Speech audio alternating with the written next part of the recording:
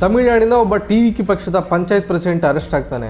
1,30,30,000 ಲಂಚ ತಗೊಂಡು ಅರೆಸ್ಟ್ ಆಗ್ತಾನೆ. ಅವನು ಲಂಚ ತಗೊಂಡು 24 ಗಂಟೆಯಲ್ಲಿ ಅವನು ಅರೆಸ್ಟ್ ಮಾಡ್ತಾರೆ. ಇದು ಒಂದು ಸರ್ಕಾರಕ್ಕೆ ಇರಬೇಕಾದಂಥ ತಾಕತ್ತು.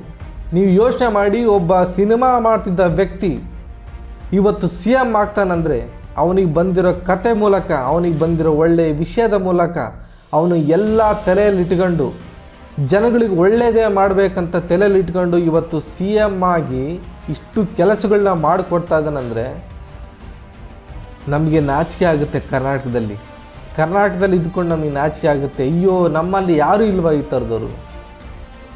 ಯಾರೂ ಇಲ್ವಾ? ಇದ್ದರೂ ಬರೋಕ್ಕಾಗಲ್ಲ ಅವ್ರಿಗೆ. ಕರ್ನಾಟಕದಲ್ಲಿ ಯಾರಾದರೂ CM ಆಗ್ತಾರಾ?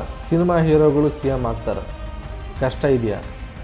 ನಮ್ಮ ಜನನೇ ಹೇಳ್ತಾರಲ್ಲ ಗುರು, ಸಿನಿಮಾ ನಮ್ಮ ಕರ್ನಾಟಕದಲ್ಲಿ ಸಿನಿಮಾ ಹೀರೋಗಳೆಲ್ಲ CM ಆಗಲ್ಲ ಅಂತ. ನಿಮಗೇನು ಅನಿಸುತ್ತೆ?